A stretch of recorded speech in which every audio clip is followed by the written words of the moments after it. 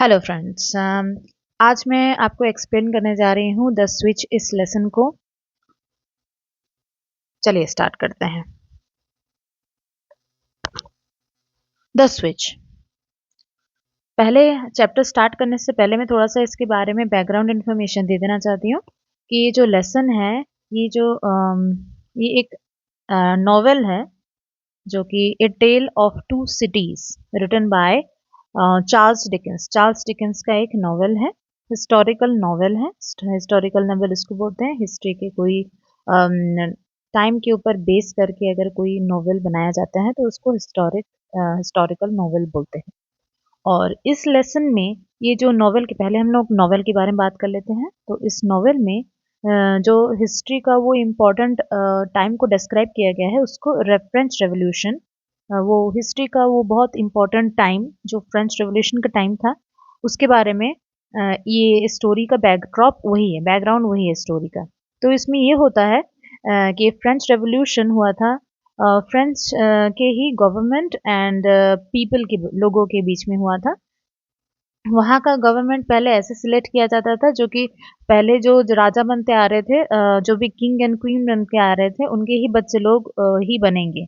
तो एक एरिस्टोक्रेटिक और जो रिच लोग जो थे वो रिच ही रह जा रहे थे और जो गरीब थे हमेशा गरीब ही रह जा रहे थे। इसी वजह से वहाँ के पब्लिक में बहुत ही इस बारे में डिसलाइकनेस स्टार्ट हुआ और ये जाके बड़ा रेवोल्यूशन क्रिएट हुआ। बट इसके चलते फ्रांस जो था उसके बहुत सारे दुश्मन बन गए। कुछ बड़े-बड़े नेशंस जो थे उनके दुश्मन बन गए, जैसे कि ब्रिटेन हो गया, ऑस्ट्रिया, प्रशा, रशिया, ये सब उसके एनिमीज बन गए। तो उसी के बारे में ही जैसे कि फ्रेंड्स आप देख सकते हैं इस लेसन में हम लोग actually if we talk about this novel, इस नॉवेल में टू सिटीज के बारे में डिस्क्राइब किया गया है। तो ये टू सिटीज जो है ये फ्रांस है और एक लंदन है। फ्रांस और लंदन जो टू सिटीज है जो कि जिसके इन दोनों के बारे में ही बात हो रहा है। ये sorry, I am very sorry, France नहीं, पेरिस। पेरिस और लंदन के बारे में बात हो रहा है। ये दोनों ही इस लेसन की जो इस नॉवेल के टू सिटीज हैं।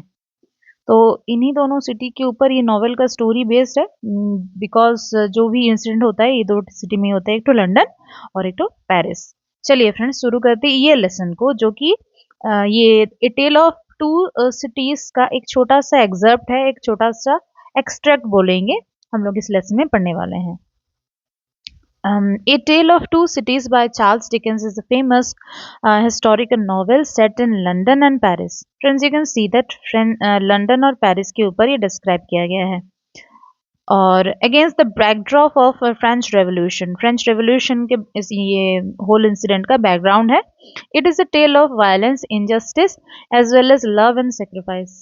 ये story का जो main theme है वो वायलेंस के ऊपर है। बहुत ही हिंसा दिखाया गया है, यहाँ पे सेवेक्ट्री दिखाया गया है, सॉरी सेवेजिटी दिखाया गया है, और इनजस्टिस दिखाया गया है। इनजस्टिस मतलब अन्याय दिखाया गया है। और दूसरा अगर थीम के बारे में बात करें तो इस स्टोरी का ये भी थीम है, लव एंड सेक्रीफाइस। हम लोग इस स्टोरी के बारे में जानेंगे। और एक्चुअली ये जो नॉवेल है ना वो थोड़ा सा बहुत वॉल्यूम्स में ये निकला था, ये जो होल स्टोरी, ये टेल ऑफ टू सिटीज जो कि चार्ल्स डिकन लिखे थे, उसमें part by part her novel में का मतलब होल स्टोरी को डिस्क्राइब किया गया। तो बड़ा सा नॉवेल है ये। बट हम लोग जानेंगे इसमें बस मेनली बोलेंगे तो लास्ट का पार्ट ही हम लोग इस लेसन में जानने वाले हैं क्या होने वाला है। Okay. Sidney Carton is a British lawyer who falls in love with Lucy Manet. तो इस स्टोरी की जो सेकंड लीड मैं बोलूंगी, सेकंड लीड है Sydney Carton, but according to me he is the main lead because he is the one who has done the sacrifice for his love, जो कि Lucy MANET है। तो friends क्या है ना, सिडनी कार्टन ये एक ब्रिटिश लॉयर है जो कि पसंद करते थे किसको, लूसी मैनेट को, ए फ्रेंच लेडी। और वो जो थी वो एक फ्रेंच लेडी थी। She tells him she is in love with Charles Darnay Evremonde, a member of the French ruling class. तो सिडनी क्या कहते, सॉरी, ये जो सिडनी जो है वो एक लड़का है जो कि पसंद करता है लूसी मैनेट को, जो कि फ्रेंच लेडी है। और लूसी बताती है सिडनी को कि सिडनी पसंद करती है किसको, चार्ल्स डार्नी एवर्मोंट को। और ये चार्ल्स डार्नी एवर्मोंट जो है ये एक मेंबर है कहाँ का, फ्रेंच रूलिंग क्लास का। फ्रेंच का जो रूलिंग पार्टी है वहाँ का एक मेंबर है, उसी खानदान के एक लड़का है। और उस टाइम में फ्रांस का जो रूलिंग पार्टी था उसी के अगेंस्ट लोग पब्लिक बहुत भड़की हुई थी। Carton accepts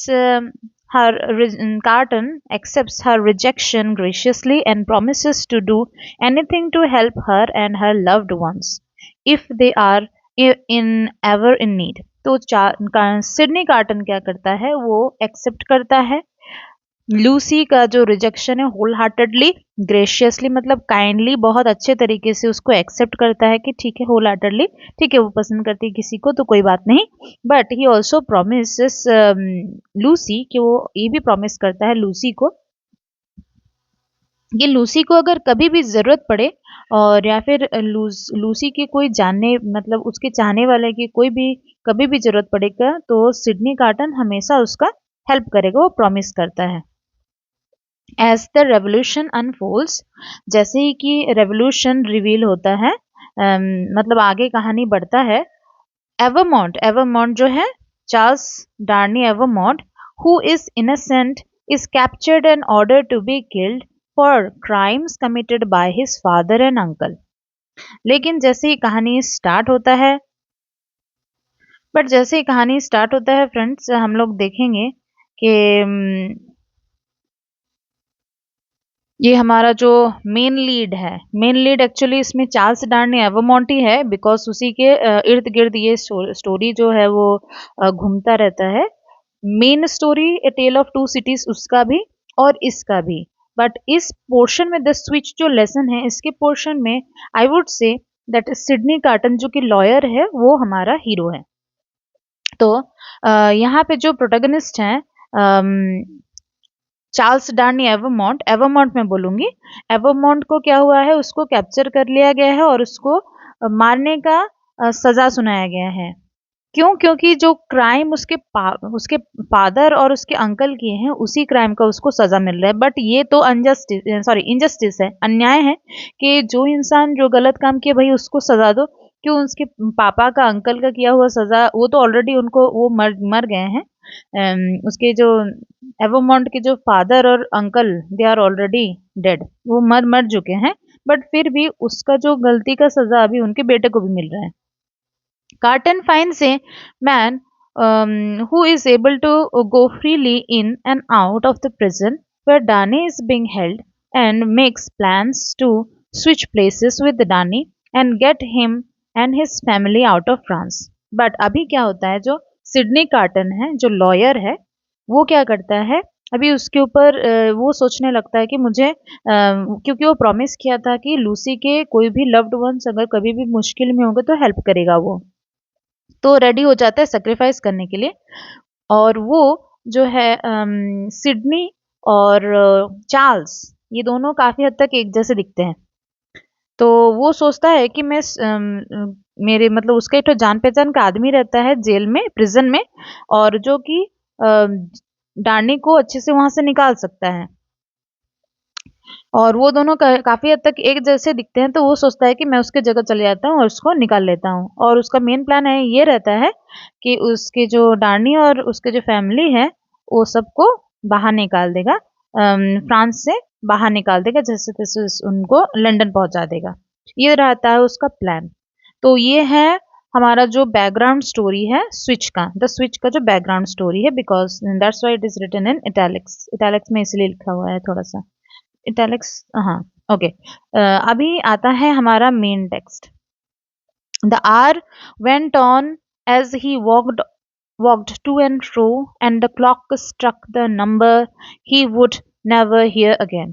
तो अभी जो टाइम है ये किसका टाइम बता रहा है, ये बता रहा है कि चार्ल्स डार्नी एवर्मोंट जो कि जेल में है, वो प्रिजन में है और वेट कर रहा है कि कब टाइम होगा और उसको ले जाया जाएगा, उसको मतलब मौत का सजा के लिए उसको ले जाया जाएगा। तो वो क्या कर रहा है, चल रहा है to and fro, sorry, to and fro मतलब आगे पीछे चलने को, उसको टू एंड फ्रो बोलते हैं। एक तरफ मतलब रिपीट होके, मतलब एक छोटे से रूम में जैसे इंसान चलते रहता है, एक ही एरिया में आगे पीछे होके चलते रहता है, उसी को टू एंड फ्रो बोलते हैं। उस तरह से चल रहा होता है और वो एक एक घर के एक एक घंटे को सुनते रहता है। जैसे भी क्लॉक स्ट्रक होता है हर एक नंबर पे, तो वो सोचते रहता है कि ये आखिरी बार ये मैं आवर को सुनता हुआ सुन रहा हूँ, ये नेक्स्ट आवर को सुनता हुआ देख रहा हूँ, ऐसा सोच रहा होता है। 9 gone forever, 10 gone forever, 11 gone forever, 12 coming on to pass away।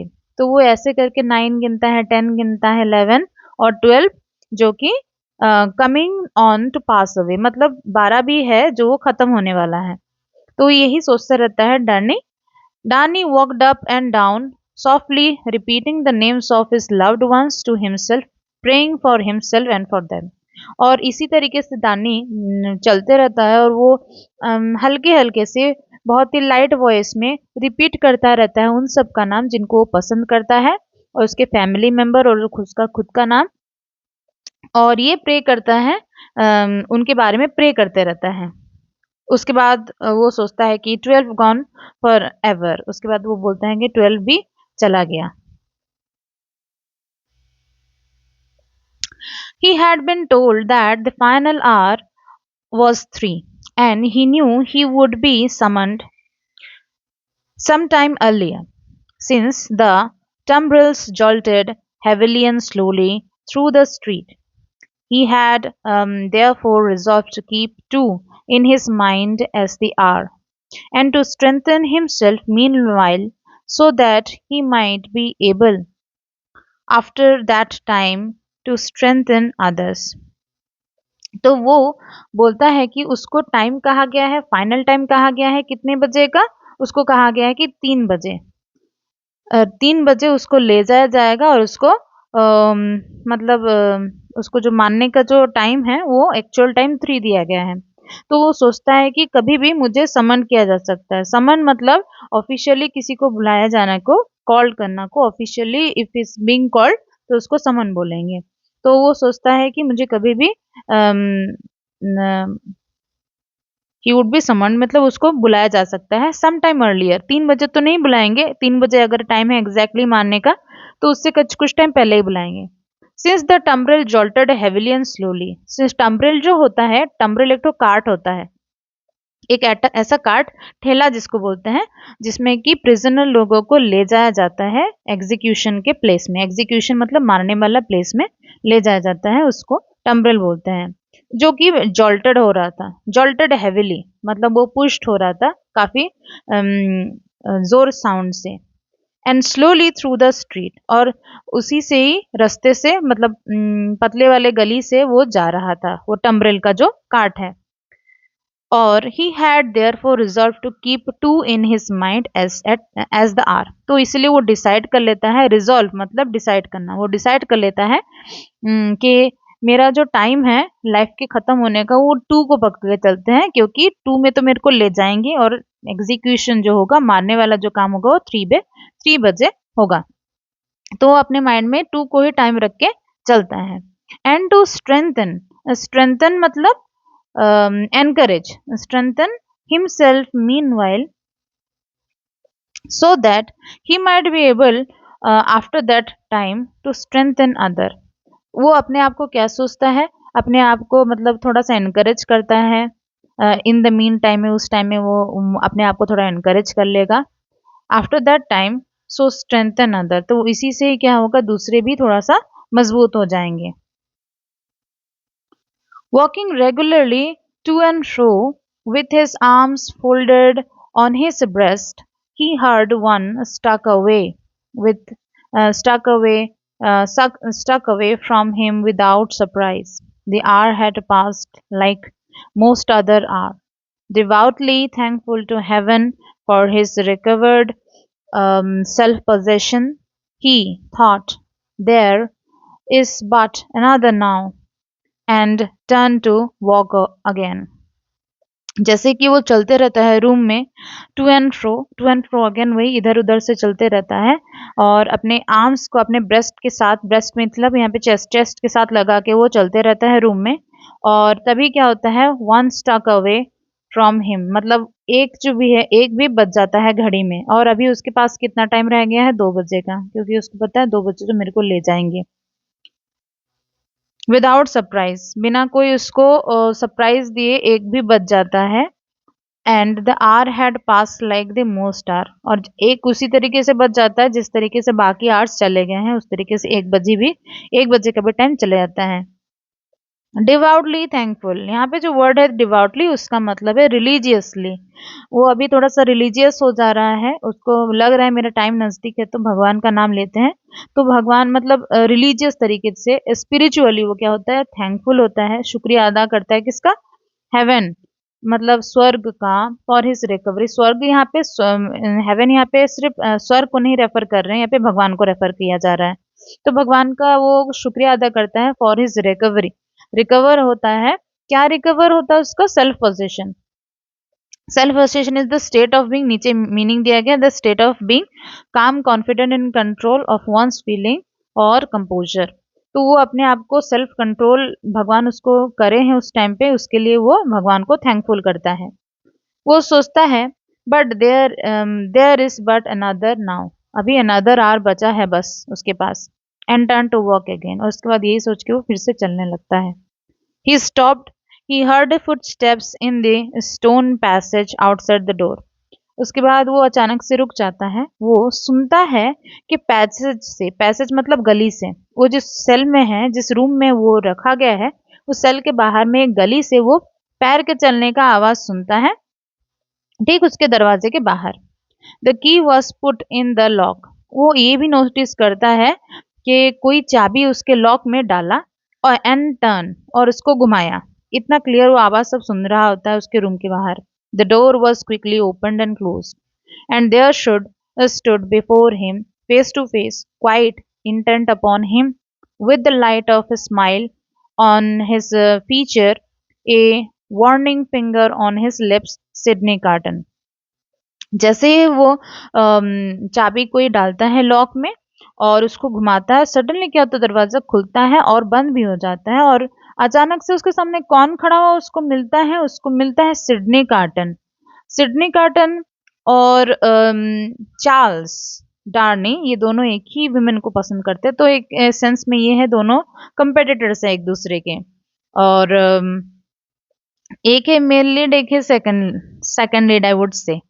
तो वो क्या करता है, और उसके चेहरे में कैसा लुक होता है, कैसा फीचर्स होता है उसके चेहरे में, एक लाइट सा स्माइल होता है सिडनी कार्टन के चेहरे पे, और एक वार्निंग फिंगर होता है ऑन हिज लिप्स, और एक मुंह मतलब अपने लिप्स में वो इशारा करते रहता है कि तुम चुप रहना है, कुछ नहीं बोलना है। इसी तरीके की इशारा देता है, इशारे करता है सिडनी कार्टन। चलिए फ्रेंड्स, नेक्स्ट पेज में चलते हैं। चले। There was something so bright and remarkable in his look that for a moment Darnay mistook him to be an apparition, an invention of his imagination. तो डार्नी, जो हमारे Charles डार्नी एवरमॉन्ट है, एवरमॉन्ट क्या करता है, जैसे ही देखता है सिडनी को, उसको ऐसा लगता है कि उसका चेहरा इतना ब्राइट दिखते रहता है, चमकते रहता है, और इतना रिमार्केबल लगता है उसका लुक। रिमार्केबल मतलब एक्स्ट्रॉर्डनरी, बहुत अच्छा, मतलब ब्राइट सा, उज्जवल सा, मतलब एक और एवरमॉन्ट के लिए वो एक होप टाइप का दिखते रहता है, क्योंकि अभी मतलब क्रूशियल टाइम से, बहुत डिफिकल्ट टाइम से गुजर रहा होता है वो, क्योंकि बस 1 घंटा भर बाकी है, उसके बाद उसको ले जाएंगे मानने के लिए। तो उसको बहुत एक होपफुल सा चेहरा दिखता है सिडनी कार्टन का फॉर ए मोमेंट, और वो एक पल पल के लिए सोचता है कि डार्नी समझ लेता है, मिस्टुक मतलब गलत फहमी उसको होने लगता है कि ये जो सिडनी है वो एक एपारिशन है। एपारिशन मतलब एक गोस्ट है, एक भूत है। उनका चेहरा इतना चमक रहा होता है, इतना ब्राइट दिख रहा रहता है, तो वो सोचता है कि एक घोस्ट है।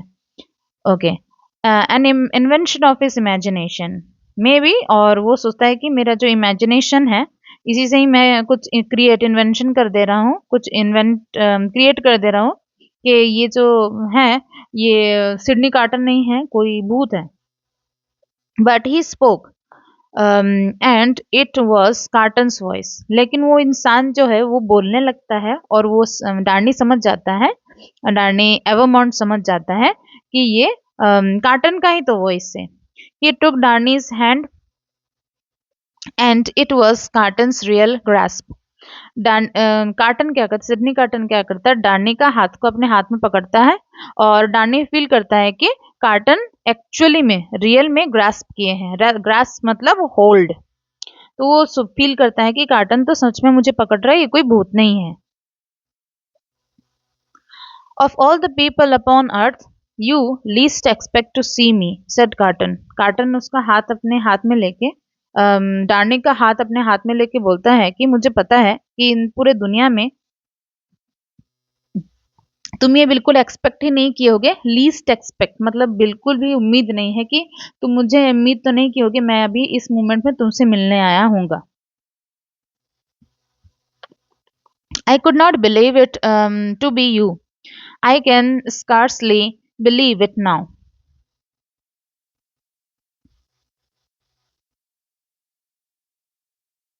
तो वो बोलता है डार्नी बोलता है हमारा, डार्नी बोलता है कि I could not believe it to be you, मुझे बिलीव नहीं हो रहा है कि तुम हो, बट मुझे स्कार्सली लगता है। स्कार्सली यहाँ पे फ्रेंड्स इसका मतलब ये है कि हार्डली, मुझे शायद ही बिलीव हो रहा है कि तुम हो बोल के, कि यू आर नॉट बोल के वो थोड़ा पॉज हो जाता है, ये पॉज है, डॉट डॉट मीन्स पॉज हो गया, वो पॉज हो जाता है। और the dread came suddenly into his mind, और सडनली उसके माइंड में, डार्नी के माइंड में, डार्नी एवरमॉन्ट के माइंड में ये एक ख्याल आता है, ड्रेड, ड्रेड मीन्स फियर, ये चीज का डर आता है। और फिर वो कंटिन्यू करता है अपना सेंटेंस, ए प्रिजनर। तो ये बोलने का कोशिश करता है you are not a prisoner aren't you, there is a question. Friends देखिए क्वेश्चन है, मतलब वो पूछता है कि क्या तुम भी एक प्रिजनर हो यहाँ पे। आस्क डार्नी, ये डार्नी पूछता है।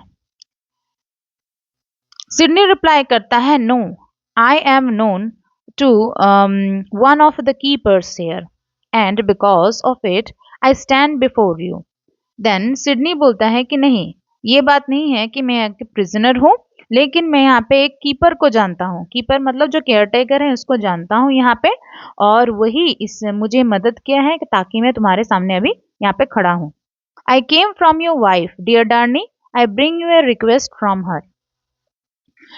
तो सिडनी बोलता है कि मैं तुम्हारे वाइफ के बोलने से आया हूँ डियर डार्नी, और आई bring you a request from हर, और मैं एक रिक्वेस्ट लेके आया हूँ, किसके तरफ से, तुम्हारी वाइफ के तरफ से। और ये जो लूसी मैनेट है एक्चुअली उस टाइम तक ये जब सीन आता रहता है तब ये लोग दोनों का शादी हो गया रहता है और एक डॉटर भी रहती है इन लोगों की। वो इस कहानी में डिस्क्राइब नहीं किया गया है, बट अगर आप वो नॉवेल पढ़े होंगे तो आपको ये वाला बात पता होगा। चलिए वो आप चैप्टर लिखने के टाइम, चैप्टर क्वेश्चन आंसर के टाइम ये मत लिखेंगे बिकॉज ये बुक में नहीं दिया गया है, so no need to confuse the teacher.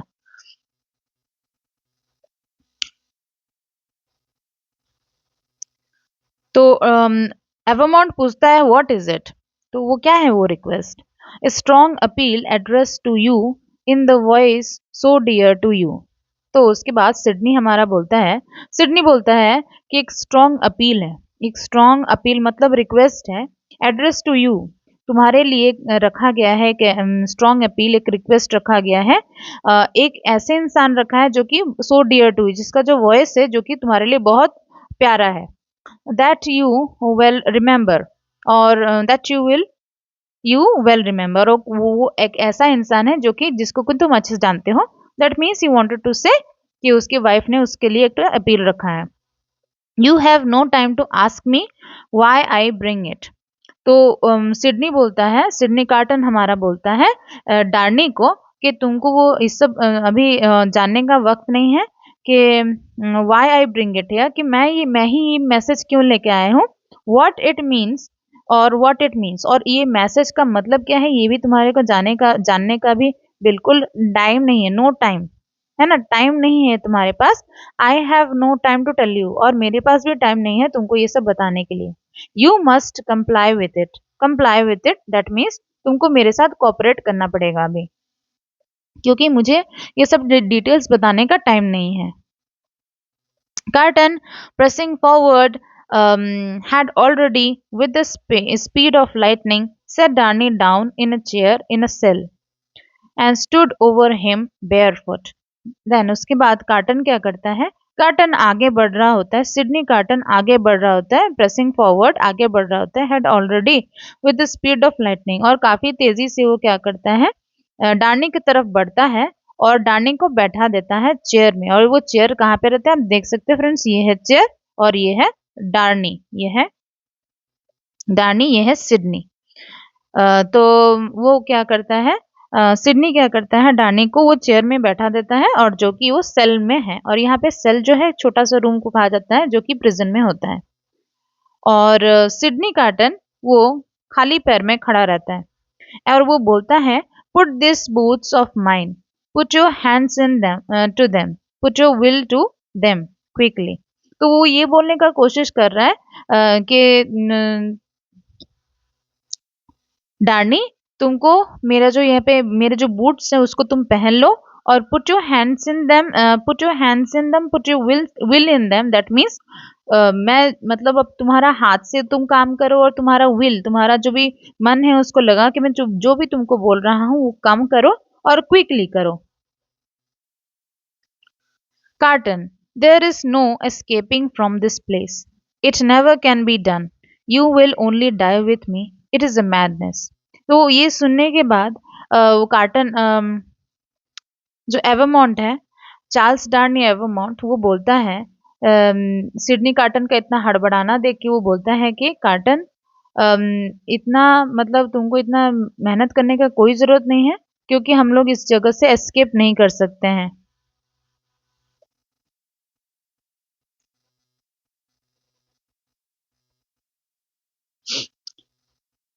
वो बोलता है कि हम लोग इस जगह से एस्केप नहीं कर सकते, एस्केप मतलब भाग नहीं सकते इस जगह से। Okay, from this place it never can be done, और ये कभी हो ही नहीं सकता है। तुम भी मेरे साथ मर जाओगे, इट इज अ मैडनेस, तुम भी मेरे साथ मर जाओगे, you will only die with me, तुम भी मेरे साथ मर जाओगे, ये एक बेवकूफ़ी है, एक पागलपन है। तो हम लोग को ये प्लान ड्रॉप कर देना चाहिए हमारा। It would be a madness if I asked you to escape, but do I? तब सिडनी कार्टन बोलता है कि हाँ, ये एक पागलपन, मैडनेस हो सकता है तब जब मैं तुमको यहाँ से भागने का हूँ, अगर मैं तुमको यहाँ पे एस्केप करने बोलूंगा, भागने बोलूंगा, लेकिन बट डू आई, लेकिन मैं बोल रहा हूँ कि तुमको भागने के लिए। चेंज द क्रेवेट, यहाँ पे फ्रेंड्स क्रेवेट का मीनिंग है एक old fashion way of the old fashion type का जो नेकटाई होता है उसको क्रेवेट बोलते हैं। वो बोलता है कि अपना चलो क्रेवेट हम लोग चेंज कर लेते हैं, the coat for this of mine, और वो फिर अपना कोट भी देता है, बोलता है कि इस कोट को भी पहन लो। While you do it let me take this ribbon from your hair, और जबकि तुम ये सब कपड़े पहन रहे हो तब तक अपना हेयर का जो रिबन है वो मेरे को दे दो, and shake out your hair like mine. और आप फ्रेंड्स ऑलरेडी आप पिक्चर में अवर वाले पिक्चर में आप अपने बुक के देख सकते हैं कि जो एक्सक्यूज मी चार्ल्स डार्नी है, वो एक तो हेयर टाई लगाया हुआ है, but we can see that Sydney Carton ने कोई भी हेयर टाई नहीं लगाया है, उसके बाल खुले हुए हैं। तो सिडनी यही बोलने की कोशिश करता है कि तुम भी मेरी तरीके से बाल खोल लो और अपना जो हेयर टाई है वो मुझे दे दो। With wonderful quickness he forced all this changes upon Darnay, और बहुत ही वंडरफुल क्विकनेस, बहुत ही अंडर वंडरफुल, एक अनोखे और तेजी से वो क्या करता है, ये सब चीजें कर देता है वो डार्नी के ऊपर। Who was like a young child in the hands in his hands, और वो और जो डार्नी जो होता है, डार्नी एवरमॉन्ट, वो एक बच्चे की तरह उसके सामने, उसके हाथों में एक बच्चे की तरह होता है, और जो बोलते रहता है वो कर देता है।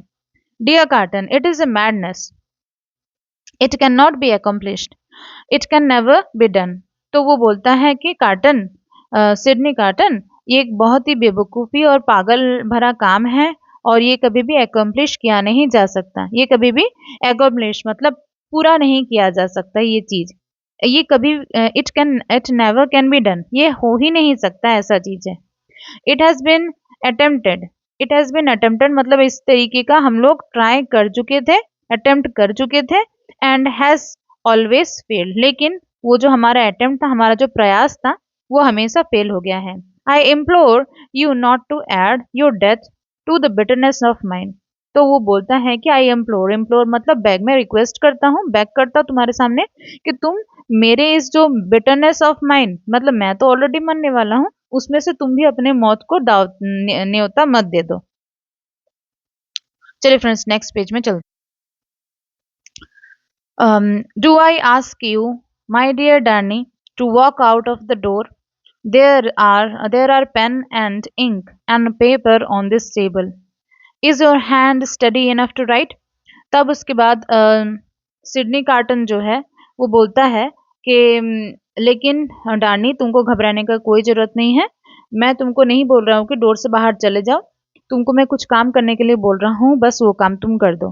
कि ये टेबल के ऊपर में एक पेन है, इंक है और पेपर है, और ये पूछता है सिडनी कार्टन पूछता है डार्नी को कि तुम्हारा हैंड अभी, हाथ जो है वो स्टडी है क्या, तुम लिख सकते हो कुछ?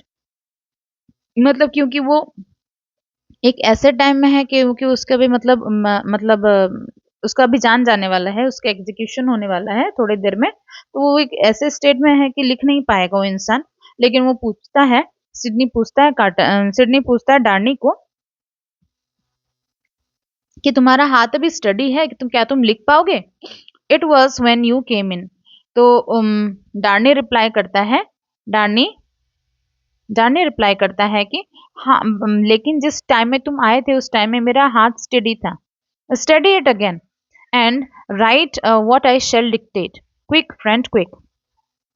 तब क्या है, सिडनी हमारा बोलता है कि स्टडी इट अगेन, तुम्हारे हाथ को फिर से नॉर्मल करो, उसको स्थिर करो, और जो भी मैं डिक्टेट करते जाऊंगा, जो कि मैं बोलते जाऊंगा, तुमको वो लिखना है और जल्दी लिखना पड़ेगा friend.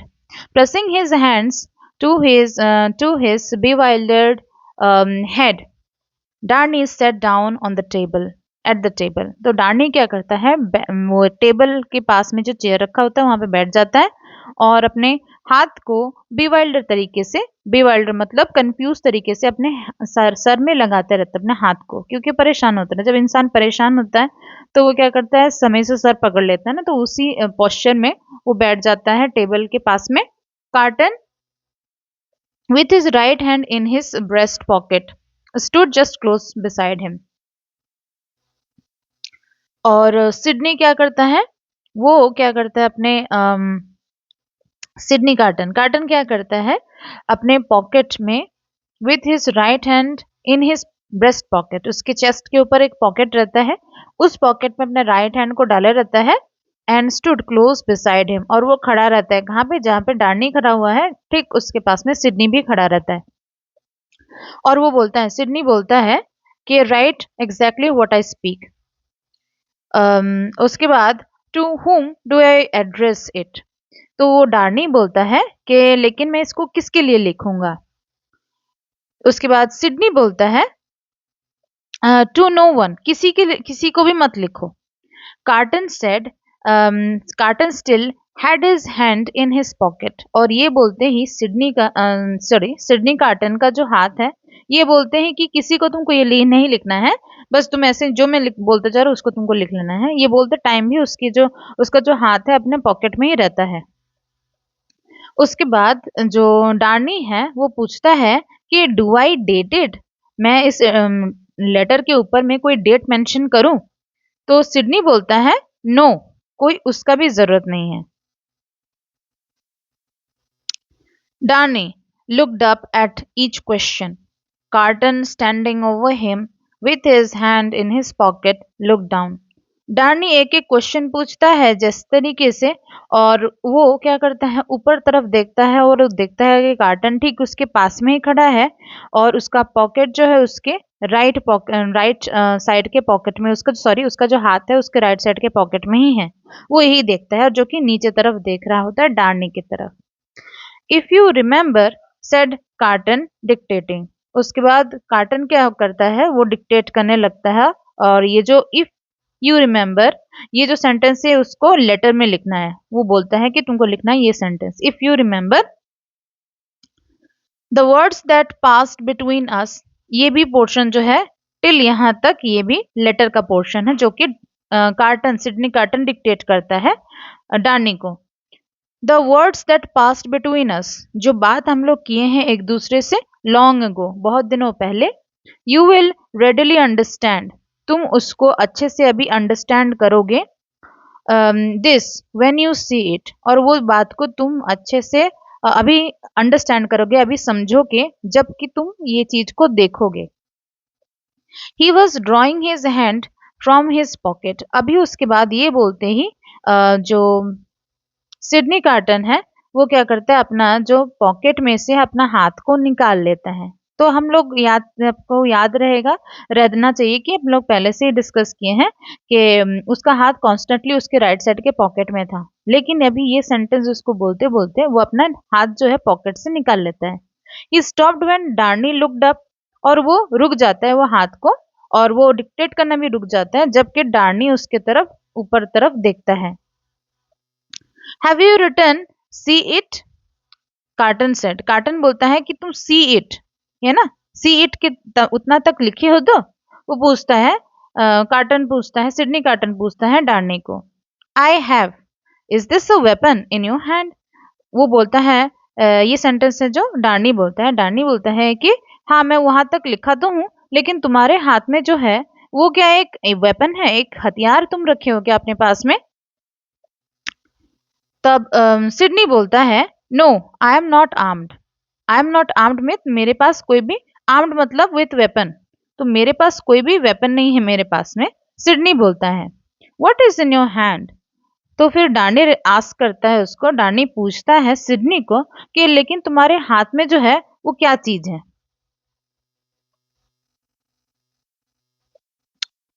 You shall know directly, right on, there are but a few words more.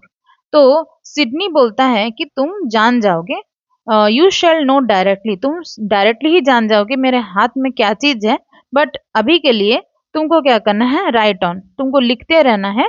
There are but a few words more, कुछ और भी वर्ड्स हैं लिखने के लिए, तुम लिखते जाओ। ही डिक्टेटेड अगेन, उसके बाद वो कंटिन्यू करता है डिक्टेशन अपना, और वो बोलता है, ये अगेन लेटर का लाइन आ जाता है यहाँ से, I am thankful that the time has come when I can prove them. तो वो उस लेटर में ये लिखता है, ये बोलता है लिखने के लिए कि मैं बहुत थैंकफुल हूँ, मैं बहुत शुक्रगुजार हूँ कि वो टाइम आ गया है जबकि मैं अपना जो बोला गया जो बात है उसको मैं प्रूव कर सकता हूँ।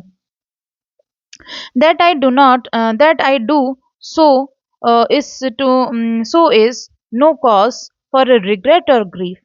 मैं जो भी काम कर रहा हूँ, दैट आई डू सो, जो भी मैं काम कर रहा हूँ, इज नो कॉज, उसके लिए कोई कॉज करने का मतलब उसका कोई काज का मतलब रीजन नहीं होना चाहिए फॉर ग्रीफ और रिग्रेट और ग्रीफ। रिग्रेट मतलब अफसोस करना, और ग्रीफ दुख होना, मतलब जो भी मैं काम कर रहा हूँ उसके लिए किसी को भी कोई पछतावा या फिर कोई दुख होने का, दुखी होने का जरूरत नहीं है,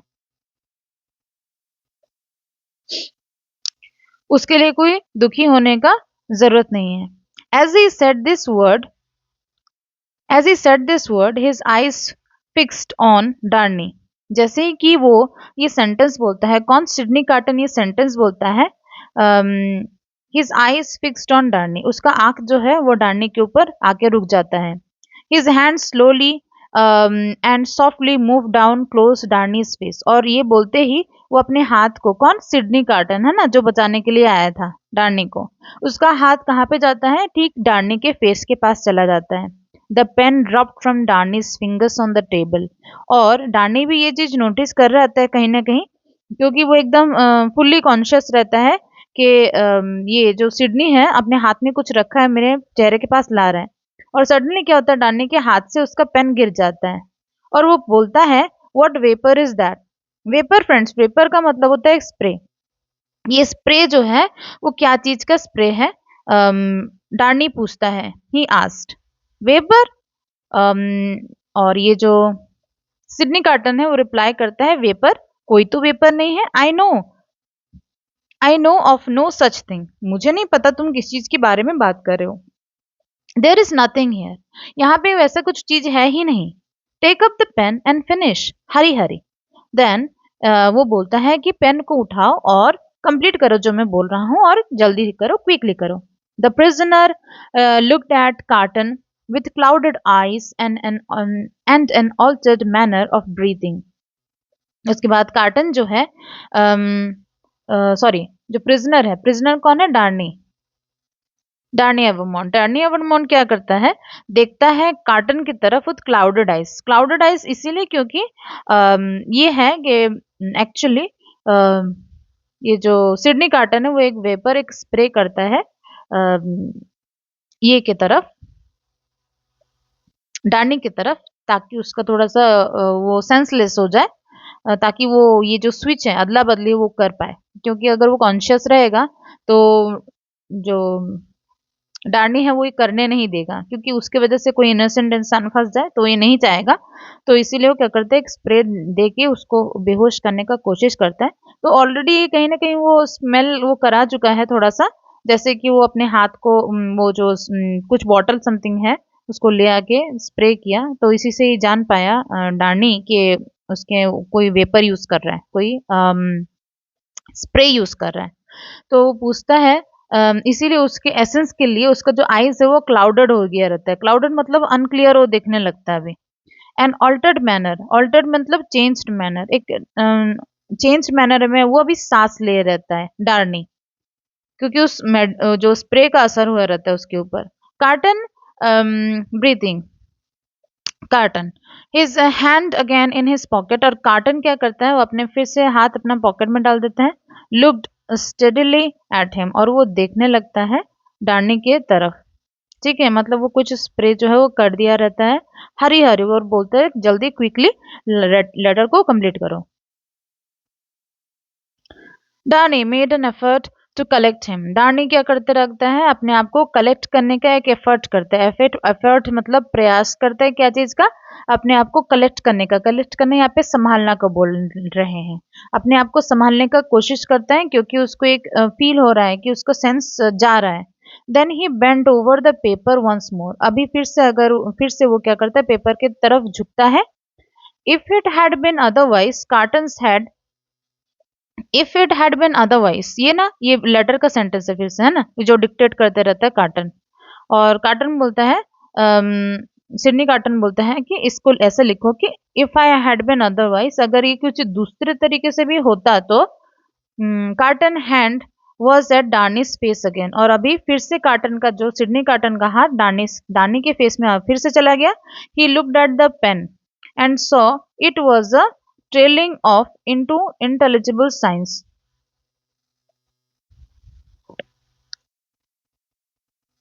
He looked at the pen। ही यहाँ पे जो है वो सिडनी है। सिडनी क्या करता है, कार्टन सॉरी सिडनी कार्टन डार्नी का जो पेन लिखावट के ऊपर, पेन के ऊपर देखने लगता है। It was trailing of, trailing of का मतलब ये है कि कंप्लीटली स्टॉप, उसका जो पेन चलना है वो कंप्लीटली बंद हो जाता है। Into unintelligible intelligible sign, unintelligible sign मतलब अनइंटेलिजिबल, इसका मतलब है कंफ्यूजिंग साइन, जो कि कंफ्यूजिंग साइन है कि क्यों पूरा लिखना क्यों बंद कर दिया है। सिडनी सोचने लगता है। Carton's hand dropped to his side, Darnay sprang up with a reproachful look। Carton Sydney Carton का जो हाथ है वो क्या करता है, साइड तरफ वो ड्रॉप कर देता है, छोड़ देता है डार्नी का। और डार्नी ये देख के क्या करता है, स्प्रैंग अप हो जाता है। स्प्रैंग अप मतलब jumped up, jumped up with reproachful look. Reproachful मतलब डिसअप्रूवल, अनलाइकेबल, उसको अच्छा नहीं लगता है ऐसा टाइप का बिहेवियर ऑफ कार्टन, कि वो क्या क्या करने का कोशिश कर रहा है वो समझ नहीं पाता। But cottons hand was close enough and firm at his nostril, लेकिन कार्टन का हाथ जो है अभी वो क्या कर रहा है, कार्टन सिडनी कार्टन डार्नी की एकदम नोस्ट्रिल, सॉरी नोज का जो दो होल्स होते हैं हमारे, जिसमें से कि हम लोग ब्रीथ इन ब्रीथ आउट करते हैं, वो उस जगह में नोस्ट्रिल में होता है कार्टन का हाथ डार्नी के। और कार्टन का लेफ्ट आर्म जो होता है caught him around the waist, और कार्टन क्या करता है अपने राइट हैंड से तो डार्नी के नाक में वो अपना हाथ लेके आके उसको कुछ स्मेल कराते रहता है, दैट मीन्स। और उसका जो लेफ्ट आर्म से वो क्या करता है, डार्नी का कार्टन जो है डार्नी के वेस्ट को पकड़ लेता है, कमर को पकड़े रहता है ताकि वो उसका जो ग्रिप है उसको छोड़ के जा ना पाए, और जो भी वो उसको जो वेपर उसको स्मेल कराना चाहते हैं वो उसको कंप्लीटली करा दे। For a few second Darnay struggle slightly, कुछ टाइम के लिए डार्नी जो है वो स्ट्रगल करता है, अपने आप को छुड़ाने का कोशिश करता है, छटपटाता है वो कुछ टाइम के लिए with the man who had come to lay slightly with the man who had come to lay down his life for him, और उस इंसान के साथ करने लगता है जो कि विथ द मैन, उस इंसान के साथ who had come to lay down, जो कि आया है ले डाउन करने के लिए, हिज लाइफ अपने लाइफ को बलिदान करने के लिए आया है फॉर हिम, उसके लिए, और उसी इंसान के साथ क्या करता है डार्नी स्ट्रगल करने लगता है Darnay. But within a minute or so he was stretch insensible on the ground, but कुछ ही टाइम कुछ ही मिनट के अंदर वो क्या पाया जाता है, वो स्ट्रेच हुआ पड़ा हुआ मिलता है, नीचे जमीन में पड़ा हुआ मिलता है, इनसेंसिबल होके मतलब विदाउट एनी सेंस, सेंसलेस होके उसको जमीन में पड़ा हुआ मिलता है। कौन? तो मतलब जो कार्टन जो करने का कोशिश कर रहा था वो सक्सेसफुल हो गया, वो कुछ स्मेल करा दिया है डार्नी को और जिससे कि वो सेंसलेस हो गया है। Quickly, but with his hand and heart true to his purpose, Carton dressed himself in the clothes Darnay had laid aside. Combed combed back his hair and tied it with the ribbon the prisoner had worn.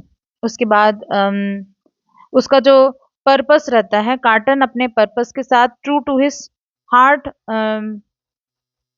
But with hands and heart true to his purpose, मतलब उसका हाथ और उसका heart दिल और मतलब हाथ से वो अपने मन से और अपने तन से अपने पर्पस के लिए, जो कि उसका मोटिव रहता है कि वो उसको चेंज करना है प्लेस किसके साथ, डालने के साथ, उसी पर्पस के साथ वो स्टिक हुआ रहता है और क्या करता है अपना और डालने का कपड़े का अदला बदली कर लिए रहता है, और वो कोम किया कर दिया रहता है, कंघी कर दिया रहता है किसको, डालने को, और एक ठो एंड टाइड इट सॉरी वो अपने आप अपना हेयर जो है वो कोम किया रहता है और एक रिबन लगा लेता है जो कि प्रिजनर लोग लगाए रहते हैं, हेड वोन, तो फिर वैसा टाइप का हेयर टाई लगा लेता है अपने बालों में।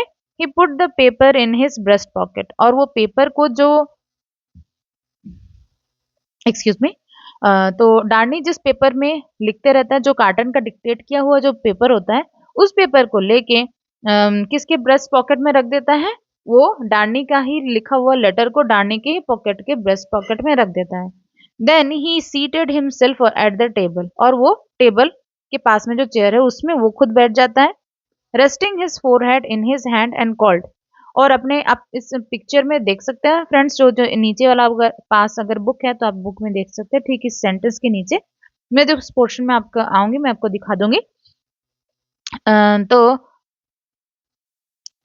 इस पिक्चर में नीचे ही है फ्रेंड्स, मैं उस पोर्शन में आई नहीं हूँ इसलिए मैं उसको ड्रैग नहीं कर सकती हूँ, अगर आपके पास बुक होगा तो आप उसमें देख सकते हैं कि सिडनी कार्टन क्या है, टेबल के पास में बैठ जाता है और अपने सर में अपना सर को हाथों से पकड़ा रहता है, और वो बोलता है कि एंटर देयर कम इन, कि जो भी बाहर हो आप लोग अंदर आ जाओ, a men came to the door, तो वो देखता है कि तो वो जब भी ऐसा बोलता है कि आप लोग आ जाइए अंदर, तो वो देखता है कि एक आदमी रूम में आ जाता है, वो देखता नहीं है कि वो बुलाने से वो आदमी अंदर आ जाते हैं। The parting interview has overpowered my friend, he was faint when he came in and is fainter now, quick call assistance, तो वो सिडनी कार्टन है, वो बोलता है कि मेरा जो फ्रेंड जो आया है, my friend has over the parting interview, parting मतलब फेयरवेल, इंटरव्यू मतलब विजिट, जो फेयरवेल मतलब मुझे अलविदा कहने के लिए जो मेरा दोस्त मुझसे मिलने आया था, इसी चीज के लिए वो ये जो भावना है उसके ऊपर ओवर पावर कर गया है, ओवर पावर मतलब उसको एग्जॉस्ट कर दिया गया कर लिया है, मतलब वो बहुत ज्यादा सदमे में आ गया है कि मैं भी मरने वाला हूँ, and because of this he was फेंट व्हेन ही केम इन, और इसीलिए वो बेहोश हो गया था जब वो अंदर आ गया था, एंड इज फेंटर नाउ, और अभी थोड़ा थोड़ा उसमें सेंस आया है, लेकिन फिर भी अभी भी है हल्का हल्का उसमें फेंटनेस। और वो बोलता है कि क्विकली कॉल असिस्टेंस। असिस्टेंस यहाँ पे मतलब हेल्प, तो आप जल्दी से हेल्प बुलाइए। तब जैसे भी वो एक इंसान से हेल्प बुलाता है, तब the man withdrew he returned with two others. वो आदमी तुरंत से रूम से निकल जाता है बाहर और दो आदमियों को और लेके आ जाता है। they raised the unconscious figure। जो अनकॉन्शियस फिगर है, अनकॉन्शियस मतलब जो बेहोश हुआ फिगर है, इंसान है, उसको वो लोग उठाते हैं। And placed it on A litre. यहाँ पे जो लिटर है एक स्ट्रेचर होता है, आप देख सकते हैं पिक्चर में, एक स्ट्रेचर होता है टू कैरी सिक पीपल। तो उसमें लिटर में उस आदमी को, अनकॉन्शियस इंसान को लिटाते हैं। They had brought to the door and carried it away, और उसको उसमें ले जाते हैं। The door closed and Carton was left alone. और वो जिसके बाद दरवाजा बंद हो जाता है और कार्टन जो है, सिडनी कार्टन, वो अकेला रूम में रह जाता है। He listened for any sound that might signal suspicions or alarm। और उसके बाद वो थोड़ी देर के लिए सुनने का कोशिश करता है कि ऐसा सिग्नल, ऐसा साइन हो, जैसा सायरन कुछ बजे जो कि सस्पिशन, जो कि शक टाइप का, ऐसा मतलब दिखाए कि कुछ गड़बड़ हो गया है, जो वो अदला बदली किया है, इसके लिए पकड़ा गया है कि नहीं, वो ये सुनने का कोशिश करता है। देयर वॉज नन, लेकिन वो सुनता है कि कुछ भी साउंड ऐसा नहीं आ रहा है। की टर्न डोर क्लैश्ड। उसके बाद वो ये सुनता है कि उसके रूम के ये सब लोग रूम में से बाहर निकलने के बाद वो ये सुनता है कि चाबी को फिर से घुमा लिया गया और डोर जो है वो एक दूसरे से क्लैश्ड हुए, एक दूसरे से टकराए, और वो उसके बाद बंद हो गया दरवाजा। फुटस्टेप पास अलोंग डिस्टेंट पैसेजेस। उसके बाद फिर से फुटस्टेप सुनाई देने लगे, कहाँ पे, उस गली में, पैसेज से, अलोंग डिस्टेंस पैसेज। डिस्टेंस मतलब डिस्टेंट मतलब दूर से थोड़ा दूर तक पैसेज का सुनाई देता है पैर का चलने का आवाज। नो क्राई वॉज रेस्ड और अनयूजुअल हरी मेड। और नो क्राई मतलब कोई चिल्लाने का आवाज वॉज रेस्ड, ऐसा चिल्लाने का आवाज कोई भी ऐसा सुनाई नहीं दिया। और अनयूजुअल हरी मेड या फिर कोई भी हड़बड़ा के चल रहा है उस तरीके का आवाज भी नहीं सुनाई दिया है। Breathing more freely in little while. वो थोड़ी देर के लिए फ्रीली सांस लेता है। He set down at the table again. वो बैठ जाता है टेबल के पास में। And listen until the clock struck two. और सुनने लगता है, थोड़ी देर के लिए टेबल के पास में बैठ जाता है। एंड लिसन, और सुनने लगता है जब तक कि घड़ी में 2 नहीं बज जाते हैं। तो फ्रेंड्स, इसी के साथ ही लेसन कंप्लीट हो जाता है। बट एक आपको स्पॉइलर ये दे देती हूँ कि इस स्टोरी में, एक्चुअली नॉवेल की स्टोरी में ये होता है कि सिडनी कार्टन का जो प्लान होता है कि लूसी लूसी और उसके होल फैमिली को, मतलब चार्ल्स टार्नी, ये सबको इजी मतलब कैसे करके वो लंदन तक पहुंचा दे, उसका प्लान रहता है, वो सक्सेसफुल हो जाता है। और उसको, सिडनी कार्टन को चार्ल्स डार्नी के प्लेस में उसको एग्जीक्यूट किया जाता है। एक बहुत ही ब्रूटल तरीके से, बेरहम तरीके से, उस टाइम में जैसे होता था, उस टाइम में एग्जीक्यूट किया जाता था। जैसे एक बहुत ही शार्प टाइप का ऑब्जेक्ट रहता है, एक प्लेटफॉर्म रहता है वुड का, उसमें उसको नेक को लेटा दिया जाता है, और एक शार्प टाइप का ऑब्जेक्ट रहता है जिससे कि फोर्सफुली, मतलब वो उसकी नेक के ऊपर गिरेगा तो उसका जो हेड है और बॉडी से अलग हो जाता है, ऐसा टाइप का एग्जीक्यूट किया कर दिया जाता है। तो it is a like sort of happy ending kind of story. किसके लिए? चार्ल्स डार्नी और लूसी के लिए, जो कि मेन प्रोटैगनिस्ट है होल नोवेल का। बट एक ट्रेजेडी है सिडनी कार्टन के लिए, जो कि सेक्रीफाइस कर देता है अपने लाइफ को अपने प्यार की खातिर। तो फ्रेंड्स, थैंक यू, और please share my video and like my channel and subscribe for more such videos. Thank you so much, friends.